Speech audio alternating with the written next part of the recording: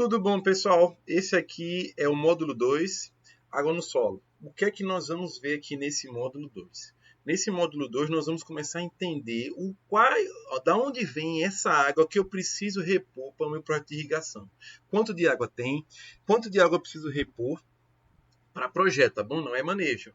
Mas isso aqui serve para a gente ter uma noção muito boa para onde a gente vai.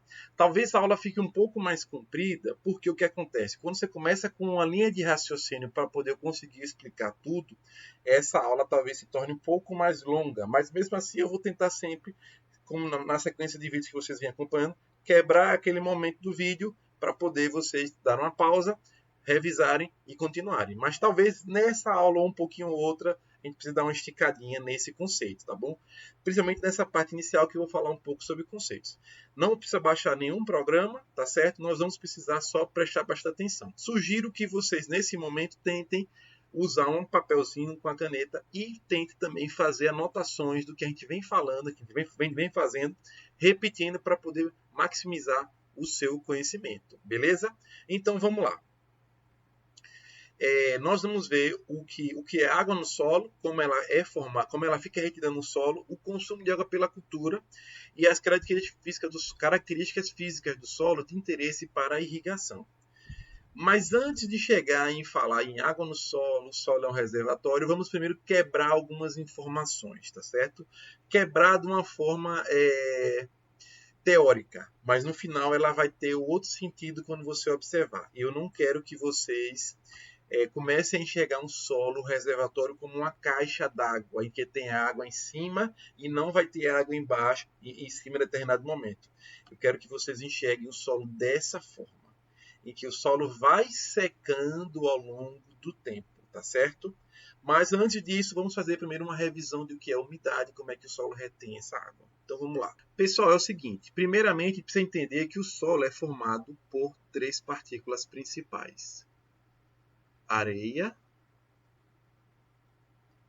silt e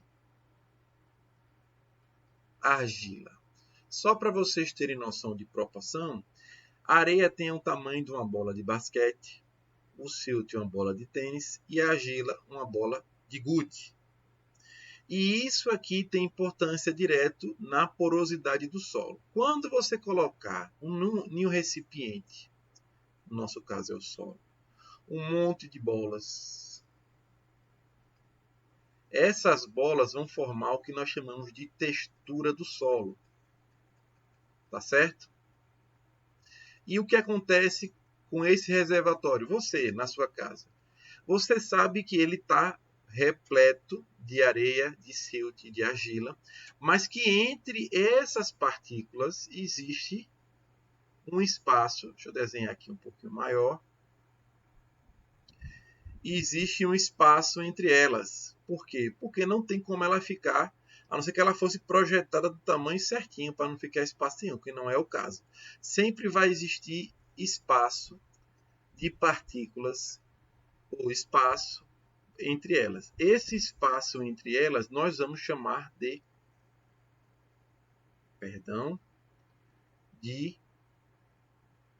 poros. O somatório desses poros nós vamos chamar de porosidade do solo. E esses poros eles podem ter, numa forma mais simples, 2 tamanhos. Eles podem ser divididos em macro e microporos, tá certo?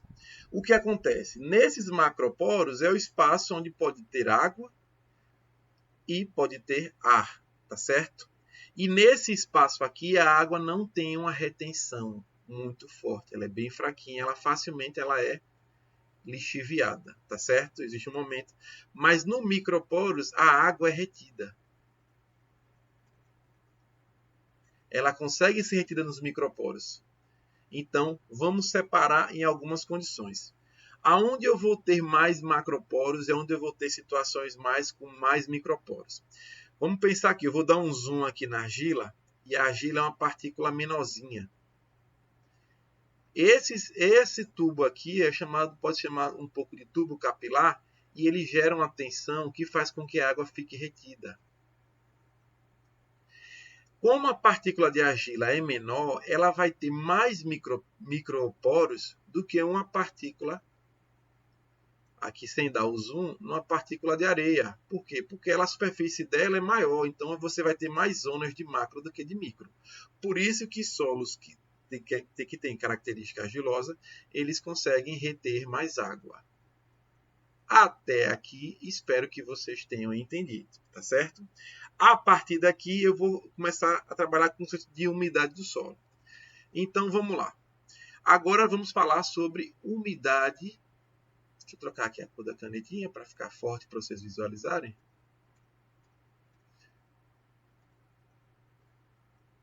Umidade do solo. O que seria essa umidade do solo? É a relação entre o quanto de água nós temos por um volume de solo. Para medir a umidade, você pode fazer o seguinte: coleta uma amostra indeformada e você essa amostra passou por umidade e vai pesar. Então você vai ter a massa de solo úmido. Quando você coloca essa amostra depois de pesada para secar, você vai ter a massa de solo seco. E quando você divide essa informação aqui por massa de solo seco, isso aqui, na verdade, é massa de água, não é isso? Quando eu desconto o úmido menos o seco, vai ficar só o seco. Vai ficar só água, perdão. Vezes 100, você vai ter a umidade, a base, massa, certo? Grama por grama, se for 100, multiplicar por 100. Aí o que acontece? Só para fins didáticos, o θ é a umidade, a base e volume, que é o μ vezes a densidade do solo. Se multiplicado por 100, vai dar também porcentagem. Se não multiplicar por 100, centímetro cúbico por centímetro cúbico, por exemplo. Então, isso aqui é a umidade do meu solo. É com ela que eu trabalho. Geralmente, se prefere trabalhar com essa aqui por uma questão de facilidade de identificação, tá certo? E de mensuração do volume de água na área. Certo? Então, essa aqui é a umidade do meu solo. E quais são as umidades ideais do meu solo? Vamos falar sobre pontos interessantes de umidade do solo. Só para finalizar essa parte da aula, tá bom? Talvez esteja um pouquinho cansativo aqui, vocês já dão um pausezinho aqui agora, mas vamos continuar, tá certo? Para poder identificar só essa parte final. Pense agora no reservatório, ou no solo, que nós temos, vou desenhar aqui de forma bem grotesca, as partículas de solo. Deixa eu abrir aqui um caminho para a água passar. Certo?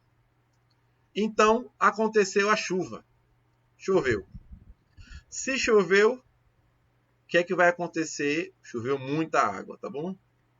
Macro e microporos. Se choveu e caiu muita água, o que vai acontecer com o meu solo? Vai ter águas no macro e vai ter água no microporo. Vou desenhar aqui.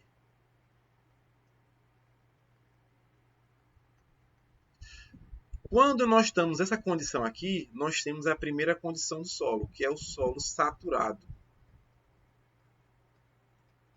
É o θ saturado, que é o solo em que a água está tanto nos macro quanto nos microporos, que é uma condição que não é boa para a minha planta, tá certo? Porque se não tem ar para ela desenvolver, o excesso de umidade, a drenagem fala muito sobre isso, não vamos entrar no estudo da drenagem aqui agora.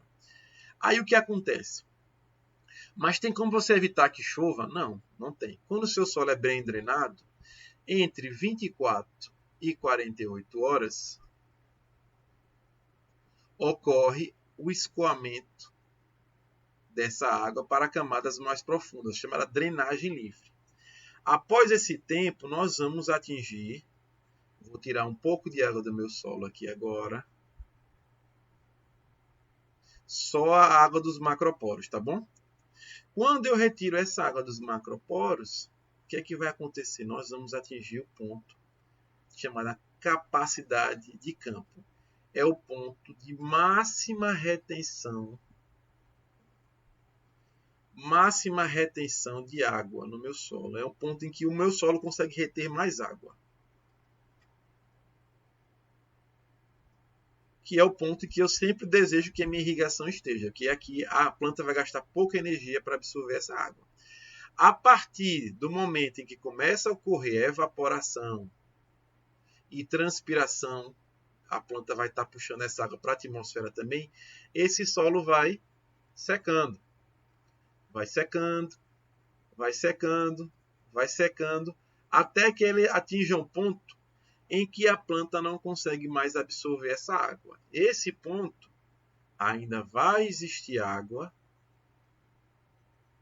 mas numa proporção muito pequena, e a força com que o solo está retendo essa água é muito grande, e a planta não consegue mais absorver essa água.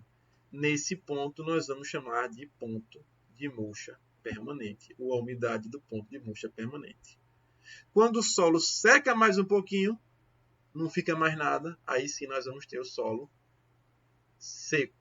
Mas observem que eu trabalhei a umidade de forma pontual. Eu não trabalhei ela como reservatório em que em cima vai faltar água e embaixo vai ter água. Não.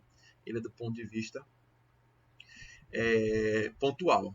Essa questão de reservatório é por uma questão de que eu estou tirando, por exemplo, eu meço daqui para aqui, eu sei o quanto de água tem disponível para a minha planta. Aí sim eu posso correlacionar com o reservatório.